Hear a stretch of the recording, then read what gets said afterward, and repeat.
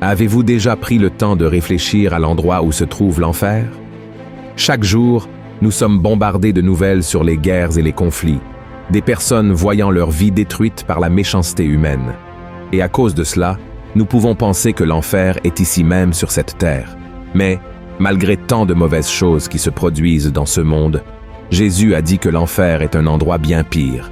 Selon Matthieu chapitre 25, l'enfer est le lieu de tourment créé pour punir Satan et ses démons. Mais la personne qui meurt sans croire en Jésus comme son sauveur va aussi en enfer. Voyez ce que le Christ lui-même a dit. « Celui qui croit au Fils a la vie éternelle. Celui qui ne croit pas au Fils ne verra point la vie, mais la colère de Dieu demeure sur lui. » La Bible montre que lorsque nous péchons, nous sommes séparés de Dieu, ce qui entraîne la mort, à la fois physique et spirituelle.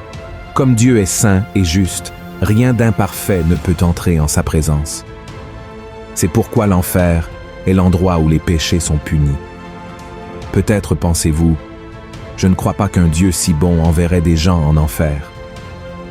En réalité, Dieu est si merveilleux et plein d'amour qu'il ne souhaite que personne n'aille dans ce lieu de tourment. C'est pourquoi il a envoyé son propre Fils, Jésus, pour mourir sur la croix pour nos péchés et nous donner l'opportunité de salut. C'est le plus grand exemple d'amour que le monde ait jamais connu. Quant à la localisation de l'enfer, beaucoup de gens croient qu'il se trouve quelque part sur notre planète, sous terre. Mais peut-on vraiment affirmer cela? Si vous êtes prêt à découvrir la vérité sur la localisation de l'enfer, je vous invite à continuer à regarder cette vidéo jusqu'à la fin, d'accord? Avant de continuer, j'aimerais que vous vous abonniez à ma chaîne. Il vous suffit de cliquer sur le bouton rouge en dessous de la vidéo et d'activer la cloche pour recevoir toutes les notifications des nouvelles vidéos. C'est très important pour que vous ne manquiez aucun contenu. Alors, allons-y. Certains chercheurs affirment que l'enfer est situé au cœur de la Terre, bien en dessous de nous. Ils se basent sur le fait scientifique que le centre de la Terre est un lieu de grande chaleur, avec des flammes ardentes et des températures élevées, ce qui nous fait imaginer l'enfer comme un endroit entouré de flammes et de feu. D'autres croient que l'enfer est dans l'espace, dans un grand trou noir présent dans l'univers. Cela s'explique par le fait qu'un trou noir est un lieu de grande chaleur et possède un champ gravitationnel si intense qu'il peut engloutir des planètes entières. On imagine que ce serait un endroit de grande affliction et de destruction.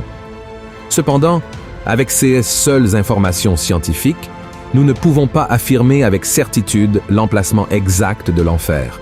Par conséquent, analysons quelques passages bibliques pour essayer de comprendre la localisation de ce lieu de tourment où nous ne sommes pas destinés à aller. Il existe des endroits dans le monde où les gens prétendent qu'il y a des passages secrets menant directement à l'enfer supposé situé au centre de la Terre.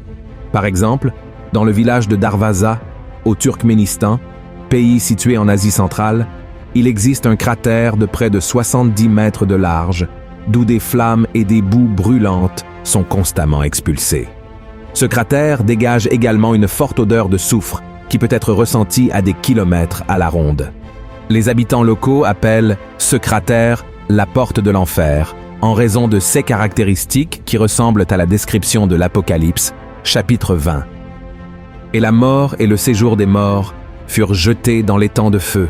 C'est la seconde mort, l'étang de feu. Alors la cratère de Darvaza serait-elle un échantillon de ce qu'est l'enfer décrit dans l'Apocalypse? Et en se basant sur des passages comme Éphésiens, chapitre 4, verset 9, qui dit que Jésus, avant de monter au ciel, est aussi descendu dans les profondeurs de la terre, beaucoup de chrétiens et de chercheurs interprètent ce passage comme une preuve que Jésus est descendu en enfer avant la résurrection, comme s'il y avait réellement cette idée géographique que le ciel est en haut et l'enfer est en bas. D'autres versets soutiennent également cette affirmation, comme par exemple dans Luc, chapitre 10, verset 15, où Jésus dit « Et toi, Capernaum, qui as été élevé jusqu'au ciel, tu seras abaissé jusqu'au séjour des morts. » Nous devons toujours garder à l'esprit que nous parlons d'un royaume spirituel que nous ne voyons pas et ne pouvons pas toucher, mais qui est en fait un lieu existant. Dans ce passage de Luc, chapitre 10, Il s'agit davantage de la condamnation que d'un lieu géographique. C'est pourquoi je répète que nous parlons d'un royaume spirituel. Nous avons vu et suivi dans les journaux des nouvelles de guerres et d'attaques qui ont causé la destruction et la mort de nombreuses personnes à travers le monde, des endroits devenant même inhabitables en raison de l'ampleur de la destruction. Des familles entières quittant leur ville pour fuir la terreur. Ce sont des nouvelles tristes qui arrivent à tout moment et nous font souvent remettre en question la présence de Dieu dans ces endroits. Mais voyons ce que le psalmiste David a dit dans le psaume 9. Les méchants se tournent vers le séjour des morts, toutes les nations qui oublient Dieu. Car le malheureux n'est point oublié à jamais, l'espérance des misérables ne périt pas à toujours. Ce lieu de guerre et de conflit ressemble à ce que le psalmiste David a décrit dans ce passage. Les nations se transforment en ruines, laissant des traces de destruction et devenant poussière. Ces endroits seraient-ils alors de petits avant-goûts de l'enfer? De nombreux chrétiens croient que l'enfer est le lieu où Satan et ses démons habitent et commandent toute la méchanceté dans le monde, comme s'il s'agissait d'un grand centre d'opération du mal pour semer destruction et chaos sur l'humanité. Cependant, la Bible est très claire en affirmant que Satan n'est pas emprisonné dans un lieu spécifique, mais qu'il erre sur la terre, cherchant qui il peut dévorer. Dans les livres de Job, chapitres 1 et 2, Satan converse avec Dieu à propos de sa localisation. Voyons ce qui est écrit dans Job, chapitre 1, verset 7. « L'Éternel dit à Satan, « D'où viens-tu » Et Satan répondit à l'Éternel, « De parcourir la terre et de m'y promener. » Dans ce passage, il est très clair que Satan n'est pas confiné à un endroit spécifique, mais qu'il est présent sur la terre, errant, observant et planifiant ses prochaines cibles. Cependant, il n'est pas nécessaire d'avoir peur, car cela ne signifie pas que la localisation de l'enfer soit ici sur terre. Ici, nous avons la présence de Dieu pour nous secourir, nous donner des secondes chances, même au milieu de tant d'afflictions. En revanche, l'enfer est un lieu où il n'y a ni issue ni porte de secours. Voyons ce qui est écrit dans 2 Thessaloniciens, chapitre 1, verset 9. « Ils auront pour châtiment une ruine éternelle, loin de la face du Seigneur et de la gloire de sa force. » Il est difficile d'imaginer un scénario où il y aurait une séparation de la présence de Dieu, car nous savons que ce lieu sera d'un grand désespoir. Comme l'a dit l'écrivain chrétien Max Lucado, une phrase résume l'horreur de l'enfer. Dieu n'est pas là. Par conséquent, mes frères, nous ne devons pas nous inquiéter de savoir où l'enfer est situé. Il peut se manifester n'importe où dans notre univers, et la Bible ne nous fournit pas une localisation géographique spécifique. Au lieu de cela, nous devons remettre nos vies à Jésus pour ne pas souffrir du châtiment éternel. Amen. Voyons ce qui est écrit dans l'Apocalypse, chapitre 20 et 1.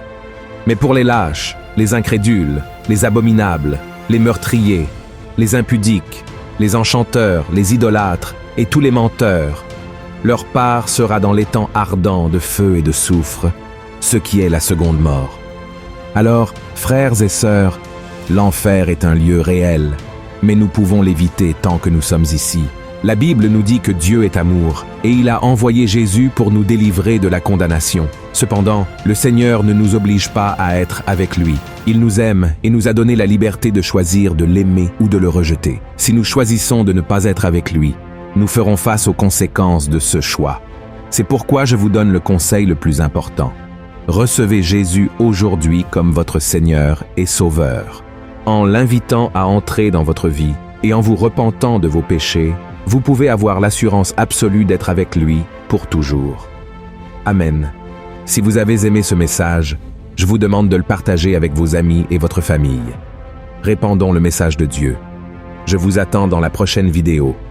Que Dieu vous bénisse.